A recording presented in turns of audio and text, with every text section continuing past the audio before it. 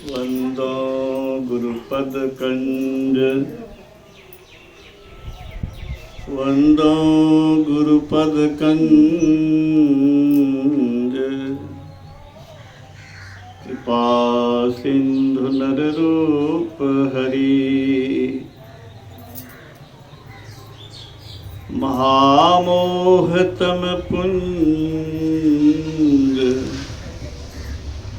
जासु वचन रवि कर निकर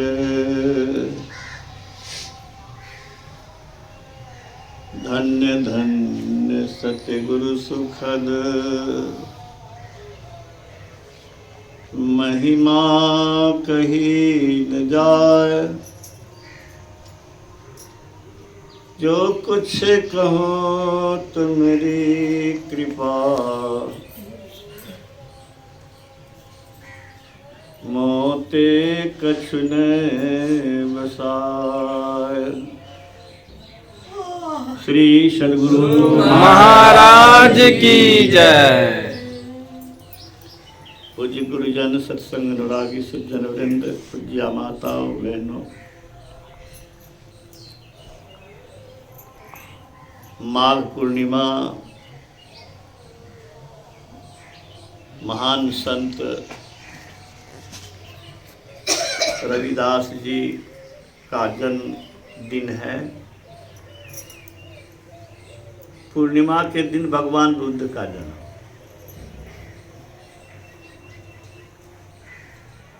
और पूर्णिमा के दिन विश्वगुरु वेद व्यास जी का जन्म, आषाढ़ पूर्णिमा।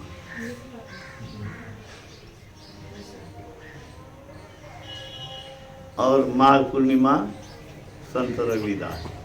तीन महापुरुष का जन्म तो पूर्णिमा के दिन मुझे याद आता है। बुद्ध जयंती भी लोग मनाते हैं।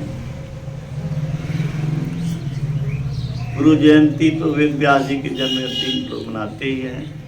हमारी संस्था भी मनाती है। और हम लोग का भाग्य है। मैं सोच ही रहा था कि कैलेंडर में देख नहीं पाया कि, लेकिन ये देखा कि छुट्टी का दिन है, तो मन में हुआ था कि कौन दिन है।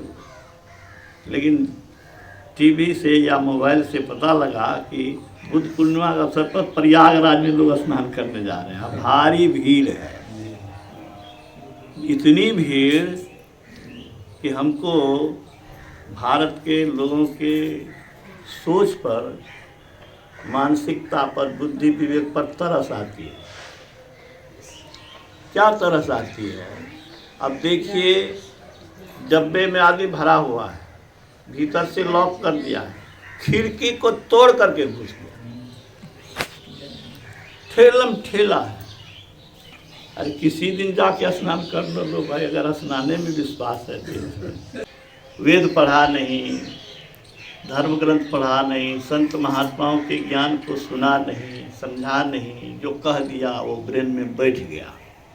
सच पूछिए, मैं सही बात स्वीकार करता हूँ। मुझे एक बार पासवान के यहाँ घर खाने का मौका मिला, बहुत पहले। तो सत्संग के नाते खा तो लिए, लेकिन मन में कहीं न कहीं बैठा हुआ था। हाँ, पूरा शुद्ध मन से नहीं खाए। आखिर ये कोरा बच्चा बन करके बच्चा आता है समाज में, उसको तो जो सुनेगा, उसको जो श्रेष्ठ लोग कहेंगे वही न मानेगा। ये तो सत्संग की कृपा है। ये उदार विचार आया है कि हम लोग गाछ में भी ईश्वर को देखते हैं और कहते हैं कि पत्ते तेरी जो हरियाली है वो तो मेरे प्रभु के कारण है।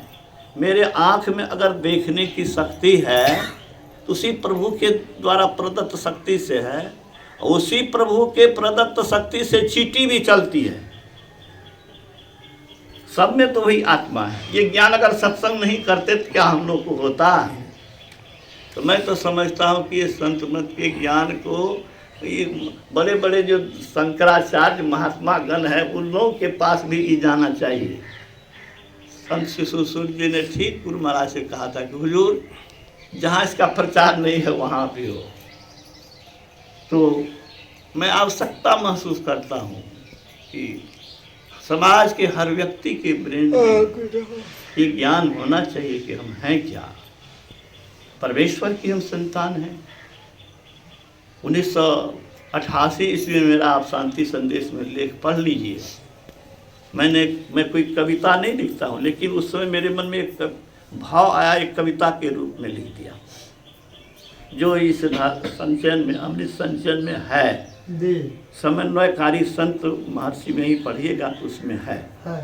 मैं उसमें लिखा हूँ कि सभी मनुष्य हैं एक से, है आकृति एक ही उनकी। ऐसा नहीं कि किसी का आँख पैर के निकट है, सबकी आकृति एक ही है। क्या प्रकृति एक ही, अंतर सब कोई सुख पाना चाह रहा है।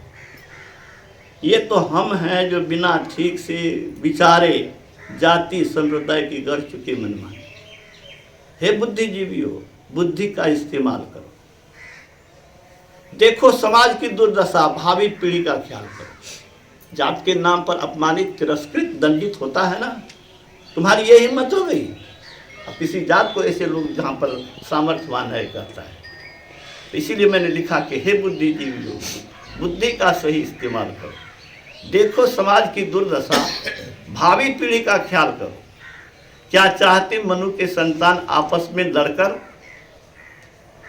ज्ञान विवेक समत्व भाव को त्याग कर मानव ही मानव का नाश करे, अपना ही नहीं मानवता का भी सर्वनाश करे। लिखा ना रविदास जी ने कि मानवता को खा गया, अपना ही नहीं मानवता का भी सर्वनाश करे। यदि नहीं तो अब भी जागो और न नाश कराओ, बहुत रोई वसुंधरा। धरती क्या रोएगी, लेकिन हम लोग जब रो रहे हैं, ज्ञानी लोग रो रहा है, तो मेरी भावना है कि बहुत रोई वसुंधरा। अब भी तो उनका हृदय जुड़ाओ, समाप्त कर संकीर्णता, एक दूसरे को प्यार करो, जाति और संप्रदाय की दीवार का संहार करो। बच्चे बन के आए थे, लाश बन के जाओगे, मिटाकर भूतल समाज की शांति क्या तुम ले पाओ। मैं इस विचार में बहुत पहले से दृढ़ हो गया हूँ। ये तो सत्संग की कृपा रही है कि गुरु महाराज का उद्घोष रहा कि जितने मनुष्य तनधारी हैं प्रभु भक्ति कर सकते सभी, अंतर व बाहर भक्ति कर घटपट हटाना चाहिए। फिर वेद उपनिषद के ज्ञान से महसूस हुआ कि सब में वही ईश्वर है, ईश्वर के सब संतान हैं, हम लोग भाई भाई हैं। इसी भावना से मैं ग्रसित रहा हूँ, लिखता रहा हूँ, चिंतित रहा हूँ। और सच पूछिए तो मैं बचपन से ही इस जातिवाद का विरोधी हूँ। मैं मिडिल में जब पढ़ता था, हमारे बगल के निहाल के हैं यहाँ बैद्यनाथ बाबू, हिंगवा के कलेश्वर शाह जी का मुखिया का बेटा नाथेश्वर शाह मेरा क्लास फेलो था। मैं जब घर गया, उसके साथ मेरे साथ दोस्ती थी, दोनों आदमी एक साथ खाए। एक बूढ़े ने आके क्या कहा सकरूदास ने, रे जे जैत के छुदा से हड्डी छुआवे रहे तकरा संग में तू खिलाया। हम कहिए हमारे तो हड्डी नहीं छुए ले। मैंने 6 क्लास में पढ़ते थे, छोटे बच्चे के रूप में, लेकिन मैं विद्रोह मेरा मन कर दिया उस समय भी। लेकिन यही मैं कहना चाहता हूँ कि, और सत पूछिए तो सच्ची बात मैं कह रहा हूँ कि संत मत में अभी भी जातिवादी है। हाँ, और सच पूछिए तो हमारे समाज में तो जो है सो है, आश्रम के लोग ये कर रहे हैं। बड़ा दुख होता है, बहुत दुख होता है। अब इसी कष्ट में तो संत रविदास जी का इसी समाज में तो जन्म हुआ, उनकी भी कितनी अवहेलना, उपेक्षा, अपमान हुआ। मैं समझता हूँ उनके सद्ज्ञान से जो समाज को लाभ मिल सकता था, उच्च जाति के लोगों ने वो लाभ नहीं दिया। और गुरु महाराज के साथ भी तो घटना घटी, गुरु महाराज के साथ भी घटना घटी ना। क्या घटी कि नवगछिया के निकट झंडापुर बस्ती में गुरु महाराज सत्संग करने के लिए अधिवेशन करने गए थे। उस समय तो सत्संग का बहुत कम प्रचार था। गुरु महाराज के लिए एक नई कुटिया बनाई गई थी, फूस की, स्टार्ट का, उसमें सब दीवार कहिए जो कहिए, टट्टी लगी हुई थी। सब सो गया तो घर में आग लगा दी गई, बाहर से छिटकनी लगा। गुरु महाराज सोए हुए थे, फटफट की आवाज़, गुरु महाराज कहते फटफट की आवाज़ सुनी तो मैंने देखा, खोलने की कोशिश किया, किसी तरह से टट्टी को फाड़ करके पीछे निकला तो तलवार लेकर के दौड़े, लेकिन लोग आ गए, फिर वो भाग गया। गुरु महाराज की महानता देखिए, उन्होंने कहा कि साधु किसी का अनुभव नहीं चाहता, दिनचर्या उपदेश पढ़ ली। मैंने उसके लिए कोई अशुभ कामना नहीं की, लेकिन ईश्वरीय दंड से नहीं बचा, सबको गलित कुष्ठ हो।